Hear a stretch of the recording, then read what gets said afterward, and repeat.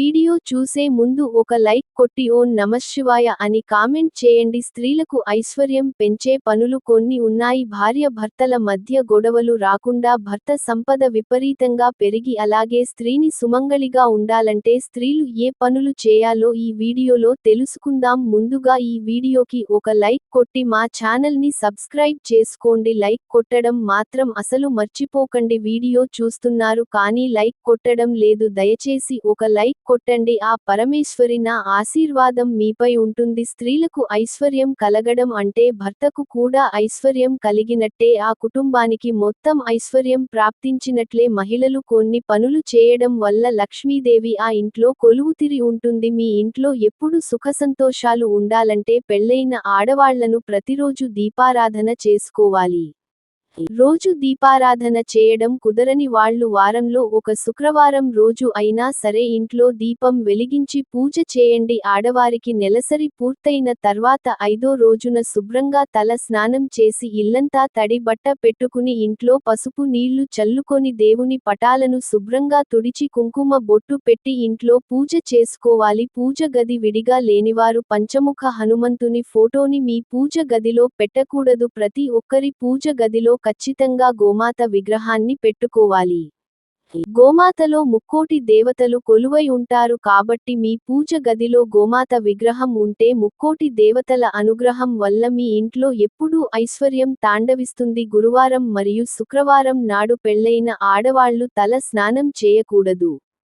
ఇలా చేస్తే మీ ఇంట్లో ఉన్న లక్ష్మీదేవి బయటకు వెళ్లిపోతుంది. దీనివల్ల మీ ఇంట్లో డబ్బు కష్టాలు ప్రారంభమవుతాయి. అయితే ఇంట్లో పూజలు చేసే వారికి మాత్రం ఈ నియమం వర్తించదు. అయితే ఇంట్లో పూజ పూర్తయినాక చివరిగా 3 సార్లు వెంటనే మోగించి మీ మనసులో ఉన్న కోరికలను దేవునికి చెప్పుకుని నమస్కారం చేసుకోవాలి. ఇలా చేస్తే మీ మనసులో అనుకున్న కోరికలన్నీ నేరుగా దేవుని పాదాలు దగ్గరకు వెళ్తాయి. కాబట్టి ఇంట్లో పూజ పూర్తయినాక ఖచ్చితంగా 3 సార్లు గంటలు కొట్టి దేవునికి నమస్కారం చేసుకోండి. అలాగే ఇంట్లో పూజ చేసేవాళ్లు మీరు తినే ఆహారంలో ఉల్లిపాయ లేకుండా చూసుకోండి. అలా చేస్తే మీరు ఉపవాసం చేసినంత పుణ్యఫలితం లభిస్తుంది. పెళ్లైన ఆడవాళ్లు కాళ్లకు పసుపు రాసుకుని నుదుటిన కుంకుమ బొట్టు పెట్టుకుని ఎప్పుడూ కలకలలాడుతూ ఉండాలి. ఇలాంటి ఇళ్లలో లక్ష్మీదేవి స్థిర నివాసం ఉంటుంది. అలాగే ఆడవాళ్లు ఎల్లప్పుడూ మీ చేతులకు గోరింటాకు పెట్టుకోవాలి. గోరింటాకు సౌభాగ్యానికి గుర్తు. ఏ స్త్రీ అయితే గోరింటాకు పెట్టుకుంటుందో ఆ స్త్రీ యొక్క సౌభాగ్యం నిండు నూరేళ్లు ఉంటుంది. ఆడవాళ్ల 2 చేతులకు కలిపి కనీసం 12 గాజులు తక్కువ ఉండకూడదు. అయితే మనలో చాలామందికి భర్త చనిపోయినట్టు అలాగే భార్య చనిపోయినట్టు పీడకలను వస్తూ ఉంటాయి. ఇలాంటి కలలు ఎవరికైనా వస్తే చాలా మంది భయపడిపోతూ ఉంటారు. కానీ భర్త చనిపోయినట్టు కల వస్తే అది చాలా శుభప్రదం. దీని అర్థం ఏమిటంటే మీ భర్త ఆయుష్షు పెరుగుతుందని సంకేతం. ఇలాంటి కలలు వచ్చినప్పుడు వీటిని ఎవరితో చెప్పకూడదు.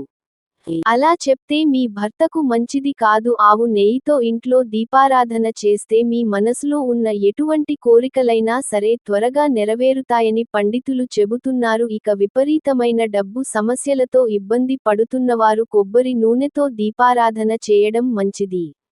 ఇంట్లో ఉన్న ప్రతి ఒక్కరూ కాళ్లకు నల్ల దారాన్ని కట్టుకోవాలి. మన మీద నరదృష్టి పడకుండా ఈ నల్ల దారం మనల్ని రక్షిస్తుంది. ఒక మనిషి మీద నరదిష్టి పడితే జీవితంలో ఎన్నో సమస్యలు ప్రారంభమవుతాయి. కాబట్టి ఆడవాళ్లు మాత్రం ఎడమ కాలికి నల్ల దారాన్ని కట్టుకోవాలి. అదే పురుషులు మాత్రం కుడి కాలికి నల్ల దారాన్ని కట్టుకోవాలి. అలాగే ప్రతి ఒక్కరి ఇంటి ముందు ఖచ్చితంగా ఒక గుమ్మడికాయను కట్టుకోండి. ప్రతి పౌర్ణమి రోజున ఇంటి ముందు కట్టిన గుమ్మడికాయ హారతి ఇవ్వండి. గుమ్మడికాయ అంటేనే లక్ష్మీదేవి స్వరూపం. అయితే ప్రతి పౌర్ణమి రోజున లక్ష్మీదేవి భూమిపై సంచరిస్తూ ఉంటుంది. కాబట్టి పౌర్ణమి నాడు గుమ్మడికాయకి హారతి ఇస్తే స్వయానా లక్ష్మీదేవికి హారతి ఇచ్చినట్టే. అలాగే ప్రతి అమావాస్య రోజున కల్లుప్పుతో మీ ఇంటికి దిష్టి తీసుకోవాలి. ఇలా ఎవరైతే చేస్తారో అలాంటి ఇళ్లలో ఎలాంటి కష్టాలు ఉండవు. ఇలాంటి ఇళ్లలో దేవతలు నివసిస్తూ ఉంటారు. ముఖ్యంగా స్త్రీలు తమ పుట్టింటి నుండి గాజులు తెచ్చుకోవాలి. ఇలా చేస్తే స్త్రీలకు సౌభాగ్య ప్రాప్తి లభిస్తుంది. అలాగే చాలామంది ఆడవాళ్లు తమ పుట్టింటి నుండి పచ్చళ్లు తెచ్చుకుంటారు. అయితే పుట్టింటి నుంచి మాత్రం పచ్చళ్లను తెచ్చుకోకూడదు. ఇలా చేయడం వల్ల పుట్టింట్లో ఉండే సంపద మొత్తం ఇంటికి వస్తుంది అని నమ్మకం. పుట్టింటి సంపద తగ్గిపోయి ఆర్థిక ఇబ్బందులతో బాధపడుతుంటారు. స్త్రీలకు నెలసరి సమయంలో వేడి నీళ్లతో మాత్రమే స్నానం చేయాలి. చన్నీళ్లతో స్నానం చేయకూడదు. ఇలా చేస్తే స్త్రీలకు అనారోగ్య సమస్యలు వస్తాయి. ఇక ఆడవాళ్లకు నెలసరి పూర్తయిన తర్వాత మీ చేతికి ఉన్న మట్టి గాజులను తీసేసి ఏదైనా చెట్టు దగ్గర పడేసి నీ చేతులకు కొత్త గాజులను వేసుకోవాలి. ప్రతి నెల ఇలా చేయలేని వారు నెలసరి పూర్తయిన తర్వాత మీ గాజులను పసుపు నీటితో శుభ్రం చేసుకుని వేసుకోవచ్చు. మీ పక్కింటి వారు ఎవరైనా వచ్చి తోడు పెట్టడానికి కొంచెం పెరుగు అడిగితే అసలు ఇవ్వకండి. పెరుగు అంటే లక్ష్మీ స్వరూపం కాబట్టి ఎవరికైనా మీ ఇంట్లో ఉన్న పెరుగును ఇస్తే ఇంట్లో ఐశ్వర్యం నశిస్తుంది. ఇంట్లో డబ్బు కష్టాలు ఏర్పడతాయి. అలాగే మన ఇంటి గడపని లక్ష్మీదేవి స్వరూపంగా పోలుస్తాము. కాబట్టి ప్రతి శుక్రవారం రోజున ఇంటి గడపలకు పసుపు రాసి కుంకుమ బొట్లు పెట్టుకోవాలి. మీ ఇంట్లో అకస్మాత్తుగా నల్ల చీమలు కనిపిస్తే అతి త్వరలోనే మీ ఇంట్లోకి లక్ష్మీదేవి రాబోతుందని సంకేతం. ఏదైనా ఒక పక్షి వచ్చి మీ ఇంటి దగ్గర గూడు కట్టుకున్న సరే చాలా శుభసూచకం. ప్రతిరోజు రాత్రి పడుకునే ముందు ఒక కర్పూరం మీద 2 లవంగాలను పెట్టి కాల్చండి. దీని నుండి వచ్చే పొగను మీ ఇల్లంతా వేయండి. ఇలా చేస్తే మీ ఇంట్లో ఉన్న నెగటివ్ ఎనర్జీ తొలగిపోయి మీ సంపద బాగా పెరుగుతుంది. గుడికి వెళ్ళేటప్పుడు ఆడవారు జుట్టు విరబోసుకుని వెళ్ళకూడదు. అలాగే ఇంట్లో పూజ చేసేటప్పుడు కూడా స్త్రీలు జుట్టు విరబోసుకుని పూజలు చేయకూడదు. అలాగే చాలామంది పిల్లలు నలుపు రంగులో ఉండే బకెట్లో ఉంటున్నాయి.